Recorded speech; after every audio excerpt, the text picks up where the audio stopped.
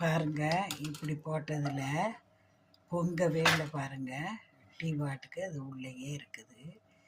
இப்போ தீயை கூட்டின போதும் பாருங்கள், அந்த அளவுலையே நிற்கிது பாருங்கள். இந்த வடிகட்டியை உள்ளே போட்டதில் டீ வந்து அந்த விளிம்பு வரைக்கும் தான் வருதே தவிர்த்து அதுக்கு கீழே வரல பாருங்கள். அதோடு நின்றுக்குது. பொங்கி வழியாமல் இருக்கிறதுக்கு இது ஒரு நல்ல டெக்னிக்.